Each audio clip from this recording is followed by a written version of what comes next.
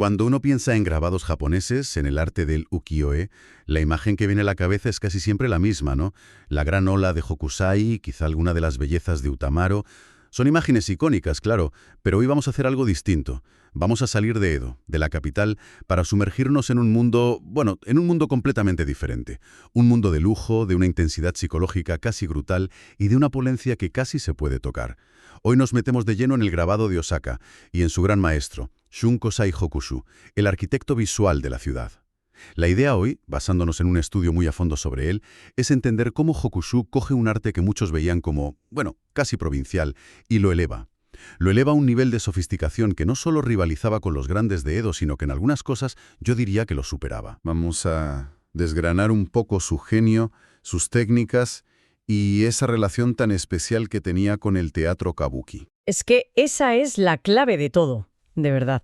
Para entender a Hokushu, primero hay que entender la diferencia de alma entre Osaka y Edo, lo que hoy es Tokio.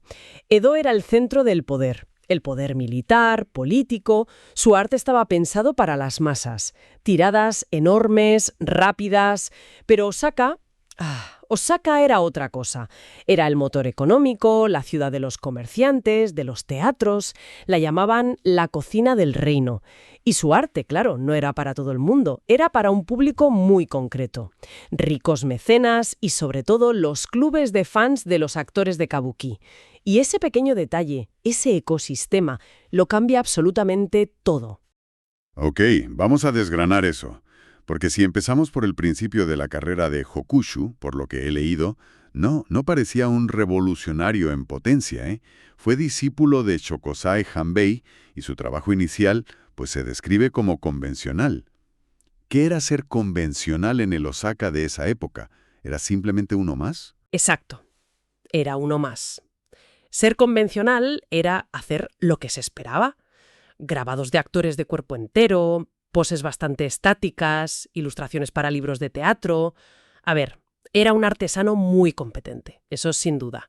La línea era limpia, la composición correcta, pero no había nada que te hiciera pararte. No tenía una voz propia. No había esa chispa que anunciaba, todo lo que vino después. Era bueno, sí, pero en una ciudad llena de artistas buenos, ser bueno no te convierte en una leyenda. ¿Y qué es lo que enciende esa mecha? Porque tiene que haber un catalizador. Algo pasa. Lo hay. Y es uno de los nombres más grandes de la historia del arte japonés. Alrededor de 1817, el legendario Katsushika Hokusai, que ya era una celebridad nacional, visita Osaka. No fue una visita muy larga, pero su impacto fue sísmico. Todo apunta a que Hokushu no solo lo conoció, sino que es muy probable que trabajara con él o que estudiara a su lado. Y ese encuentro fue como una descarga eléctrica. Le cambió la forma de ver el arte y, más importante, su propia ambición. Espera, eso me parece increíblemente audaz. Adoptar parte del nombre de tu ídolo y hasta su sello. Hoy en día eso podría verse como una apropiación o un intento de aprovecharse de su fama. ¿Cómo se percibió en su época? ¿Fue un homenaje aceptado o hubo gente en el mundo del arte que lo viera como una arrogancia tremenda? Es una pregunta excelente, porque toca el corazón de la cultura artística de la época. No fue visto como arrogancia, sino como una declaración de linaje y aspiración. En el mundo del ukiyo-e, las escuelas artísticas eran fundamentales.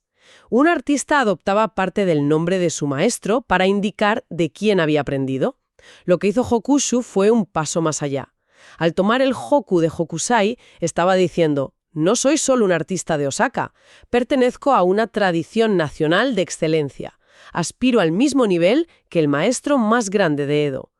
Y al usar el sello Yoshino Yamana, uno de los seudónimos de Hokusai, lo que hacía era firmar su obra con un estándar de calidad. Era una promesa al comprador. O sea que, más que copiar, era una declaración de intenciones.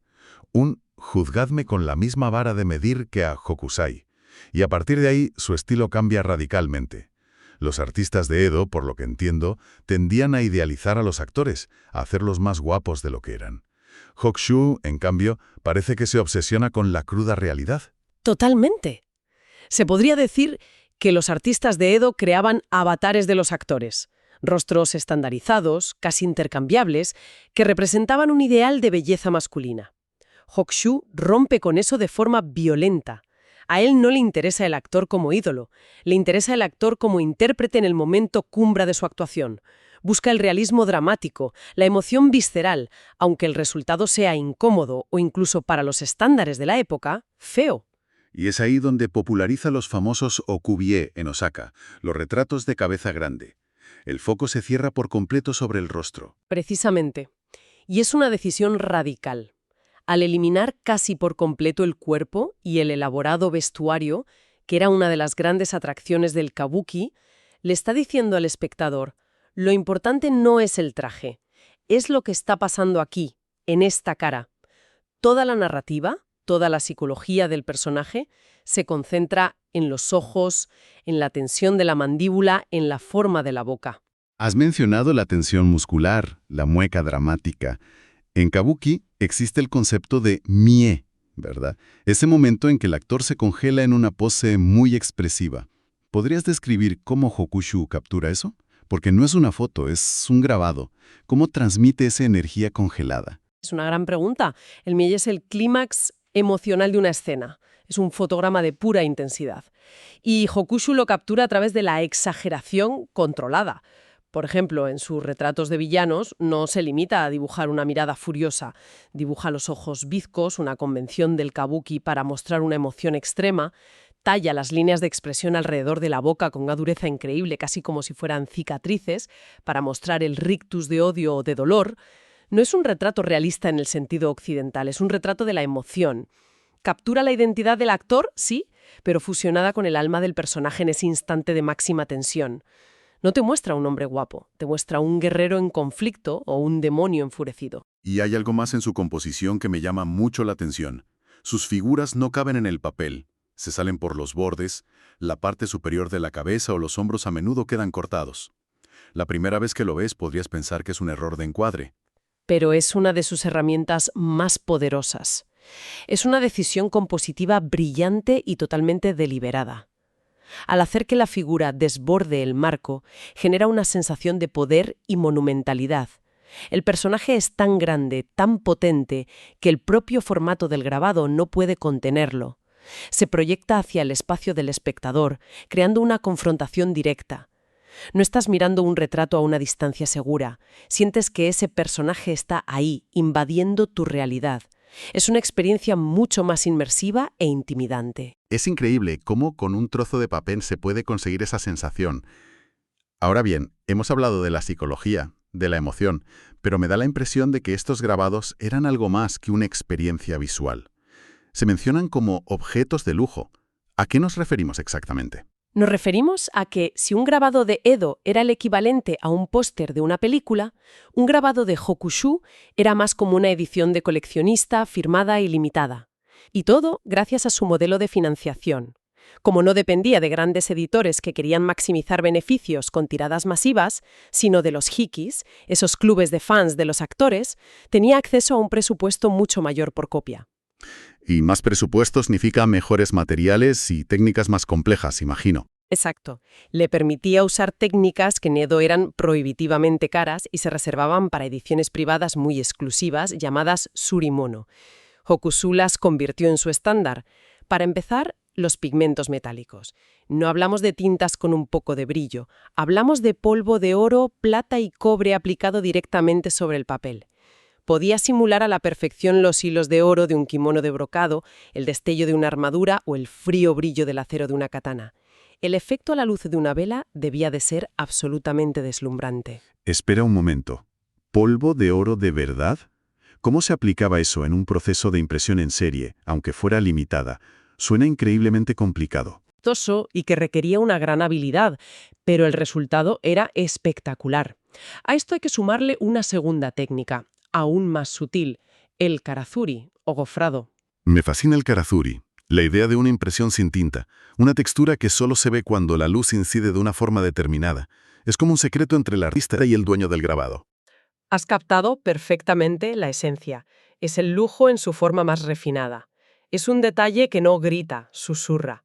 Hokushu lo usaba magistralmente para dar textura a la piel, para simular los patrones de una tela blanca sobre blanca, o para añadir detalles sutiles en el fondo. Es algo que tienes que descubrir sosteniendo el grabado en tus manos, girándolo. Crea una relación mucho más íntima con la obra. O sea, tenemos metales preciosos, texturas secretas y el papel. También era especial. Por supuesto, el lienzo tenía que estar a la altura. Usaba papel honsho de la máxima calidad. Es un papel hecho de fibras de morera, mucho más grueso, resistente y absorbente que el papel estándar. Esto era crucial por dos motivos. Primero, resistía las múltiples pasadas por los bloques de madera que requerían sus diseños, con todos esos colores y efectos especiales. Y segundo, su capacidad de absorción permitía que los pigmentos penetraran más profundamente en las fibras, logrando unos colores de una saturación y una profundidad que rara vez se veían en los grabados de Edo. Los negros eran más negros, los rojos más vibrantes. Todo contribuía a la sensación de estar ante un objeto precioso. Y entiendo, no era un souvenir del teatro, era una joya. Y si hablamos de estas joyas, hay una figura que es omnipresente en la obra de Hokushu, el actor Nakamura Utaemon III. No se puede hablar del artista sin hablar de su musa. ¿Quién era este hombre para tener a un genio como Hokushu dedicándole tantas obras? Nakamura Utaemon III no era solo un actor, era una fuerza de la naturaleza.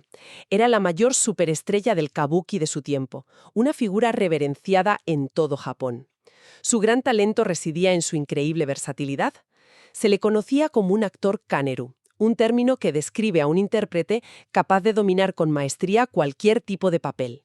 ¿A qué te refieres con cualquier tipo? Literalmente, a todo. Podía interpretar a un héroe masculino y valiente, Tachiyaku, en una obra, y en la siguiente transformarse en una delicada y refinada mujer, Onagata. Podía ser un villano aterrador, un anciano sabio, un fantasma vengativo o un personaje cómico. Su rango era inmenso. Y esto lo convertía en el modelo perfecto para un artista como Hokushu, que estaba obsesionado con la psicología y la transformación. Cada nuevo papel de Utaemon era un nuevo desafío visual para Hokushu. Su relación fue una simbiosis perfecta. Utaemon le daba a Hokushu un material dramático inagotable, y Hokushu inmortalizaba el genio efímero de Utaemon sobre el escenario. Me gustaría que lo visualizáramos. ¿Podrías describir un par de retratos de Utaemon en papeles muy distintos para que entendamos cómo Hokushu adaptaba su estilo para capturar esa versatilidad? Claro. Pensemos en dos de sus papeles más famosos. Por un lado, tenemos a Utaemon como el legendario bandido Ishikawa Goemon. Hokushu lo retrata en un ukubie lleno de furia. El pelo parece explotar alrededor de su cabeza, los ojos están cruzados en un mie de desafío, la boca abierta en un grito silencioso. Lleva un maquillaje dramático con líneas rojas y negras que acentúan su ferocidad. La composición entera transmite una energía salvaje, incontrolable. Sientes el peligro que emana de él. Vale, tengo esa imagen de fuerza bruta. ¿Y el contraste? El contraste sería su retrato como el guerrero Kumagai Hirona Ozane en la obra Crónicas de la Guerra de Ichinotani. Es un personaje trágico, un samurái dividido entre el deber y sus sentimientos personales. En este grabado, Hokushu abandona la ferocidad explosiva. El rostro de Utaemon está lleno de una melancolía y un conflicto internos profundos. La mirada no es desafiante, sino introspectiva, cargada de dolor. La boca está cerrada, tensa. En lugar de maquillaje llamativo, Hokushu se centra en las sutiles arrugas de la frente, en la sombra bajo los ojos. Uno es un estallido de energía hacia afuera, el otro es una implosión de tormento interior. Y en ambos casos es Utaemon, pero son dos mundos psicológicos completamente distintos. Eso es lo que Hokushu era capaz de capturar. Es fascinante. Pero esta edad de oro de opulencia y genio artístico tuvo un final abrupto. Hokushu muere en 1832 y poco después llegan las reformas Tenpō. ¿Qué fueron exactamente y cómo afectaron al legado que él había construido? Las reformas Tenpō fueron una serie de leyes suntuarias impuestas por el shogunato para combatir la decadencia moral y la crisis económica. Básicamente, se prohibió cualquier muestra de lujo. Esto golpeó directamente al corazón del mundo de Hokushu. Se limitó el número de colores en los grabados, se prohibió el uso de materiales caros como los pigmentos metálicos y se censuraron los retratos de actores y cortesanas que eran los temas principales del ukiyo-e. Para la escuela de Osaka, que se basaba precisamente en el lujo y el retrato de actores, fue un golpe casi mortal. O sea que su muerte coincidió casi con el final de la era que él mismo había definido. A pesar de eso, su impacto fue duradero. ¿Cómo resumiría su legado? Su legado es doble. Primero, y más importante, él estableció el canon del grabado de Osaka. Creó una identidad visual para su ciudad, definiendo el género. Lujoso, psicológicamente intenso, técnicamente impecable y centrado en el actor. Cualquier artista de Osaka que vino después de él trabajó consciente o inconscientemente a su sombra. Y segundo, fue un maestro que formó a la siguiente generación. Su mejor estudiante, Sunbaisai Hokuei, continuó y expandió su estilo. De hecho, Hokuei llevó la complejidad técnica a un nuevo nivel, llegando a usar a veces más de 12 bloques de color distintos para una sola impresión, algo inaudito. La escuela de Hokushu estaba en pleno florecimiento cuando llegaron las reformas. Y ese legado llega hasta hoy. Sus obras son increíblemente valoradas por los coleccionistas. Pero hay un detalle que me parece una paradoja fascinante.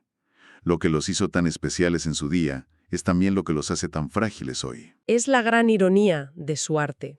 Esos pigmentos metálicos que los hacían brillar son su talón de Aquiles. Con el paso de los siglos, los metales se oxidan.